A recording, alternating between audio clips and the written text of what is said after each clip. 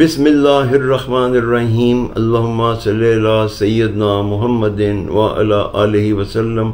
अस्सलामु अलैकुम वरहमतुल्लाहि वबरकातुहू। आज की हदीस सुनन अबू दाऊद 1555 नंबर। हज़रत अबू सईद खज़री रज़ी अल्लाह ताला अन्हो से रवायत है कि रसूल पाक सल्लल्लाहु अलैहि वसल्लम एक रोज़ मस्जिद में तशरीफ़ लाए तो आपने एक अंसारी शख्स जिसका नाम अबू अमामा था को मस्जिद में बैठे देखा।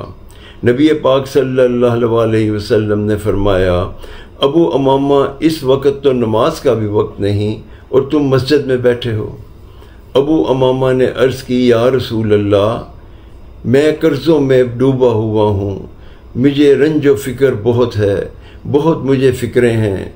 नबी पाक सल्लल्लाहु अलैहि वसल्लम ने फरमाया, अबू अमामा, क्या मैं तुम्हें कुछ ऐसे दुआया कलमात बता दूं जिनके ज़रिए तुम दुआ करो तो अल्लाह ताला तुम्हारे कर्ज़ भी अदा कर दें और तुम्हारी फ़िक्रों को भी दूर कर दें। हज़रत अबू अमामा रज़ी अल्लाह ताला अन्हो ने अर्ज़ की, या रसूल अल्लाह, ज़रूर बताइए।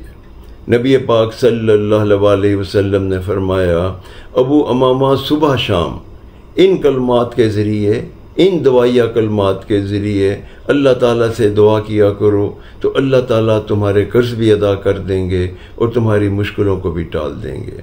वो कलमात हैं, अल्लाहुम्मा इन्नी औज़ु बिका मिनल हम्मि वल हुज़्नि व औज़ु बिका मिनल अज्ज़ि वल कसरी व औज़ु बिका मिनल जुबूनि वल बुख़्लि व औज़ु बिका मिन ग़लबतिद दीनि व ग़ारिर रज्जाल। अबू उमामा बयान करते हैं कि मैंने इन कलमात को अपना मामूल बना लिया और सुबह शाम में इन दुआया कलमात के ज़रिए अल्लाह ताला से दुआएं करने लगा। कुछ अरसे बाद मेरी तमाम गम और फ़िक्र भी दूर हो गए और कर्ज़े भी अदा हो गए। हमें चाहिए कि हम में से जो कर्ज़ों में डूब जाए या फ़िक्रों में हो तो इन कलमात को अपना मामूल बनाए, अल्लाह ताला हमारी भी मुश्किलात को आसान कर देंगे। अस्सलामु अलैकुम वरहमतुल्लाहि वबरकातुहू।